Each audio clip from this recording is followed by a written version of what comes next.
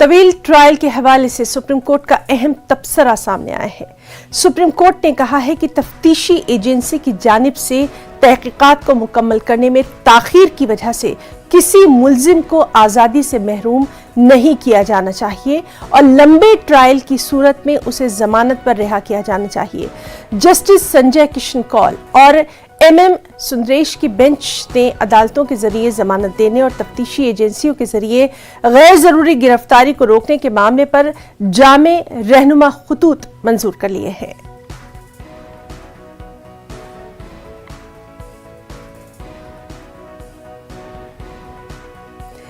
दिल्ली से इस वक्त हमारे साथ मौजूद हैं इन तमाम बातों के जानकार सुशील पांडे। सुशील, सुप्रीम कोर्ट का बेहद अहम ये तबसरा है जो लंबे ट्रायल है उनके हवाले से कहा गया है, क्या कुछ अहम पॉइंट्स इसमें रखे गए हैं?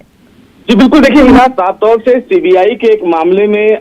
सुप्रीम कोर्ट सुनवाई कर रहा था। उस मामले में सुनवाई के दौरान सुप्रीम कोर्ट के समक्ष एक मामला आया और ये कहा गया कि जिस मामले में जांच एजेंसियां जांच करती हैं, उस जांच एजेंसियों के जांच के दौरान क्या जो आरोपी हैं उनको कस्टडी में रखा जा सकता है और क्या कस्टडी में रखने का भी कोई नियम है या प्रावधान है या नहीं है। एंटीसिपेटरी बेल यानी कि जो अंतरिम जमानत या जो अग्रिम जमानत होती है, उसके लिए केंद्र सरकार को फिलहाल सुप्रीम कोर्ट ने एक गाइडलाइन बनाने के लिए कहा है और ये कहा है कि अगर किसी भी मामले में संबंधित जांच एजेंसियां जांच करती हैं तो एक टाइम फ्रेम होना चाहिए और उस टाइम फ्रेम के मुताबिक ही कार्रवाई को आगे बढ़ाना चाहिए, क्योंकि जिस तरह तमाम मामले देश भर में देखे गए हैं, ऐसे में जो जांच एजेंसियां हैं वो जांच को लेकर आगे बढ़ती हैं, लेकिन उन तमाम आरोपियों को लंबे समय तक वो हिरासत में रखती है या कस्टडी में रखती है, जो फिलहाल उनके आजादी को कहीं ना कहीं वायलेट करता है। और इसीलिए हिना, सुप्रीम कोर्ट ने संबंधित हाई कोर्ट से भी ये कहा है कि वो अपने अपने राज्यों में उन रिकॉर्ड्स को तलब करें और उन मुकदमों का एक डेटा तैयार करें जो ये बताएगा कि आखिर कितने ऐसे अपराधी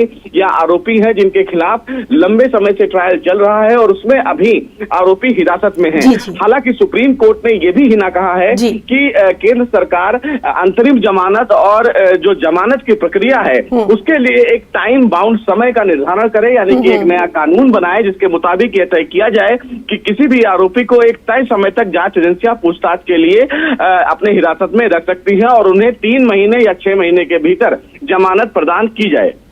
जी सुशील, तो बेहद अहम इन तमाम पॉइंट्स को माना जा रहा है और आगे क्या कुछ इसके नताइज रिजल्ट्स निकल कर आते हैं उस पर भी लगातार नजर बनी रहेगी। बहुत बहुत शुक्रिया सुशील तमाम तर तफसीली मालूमात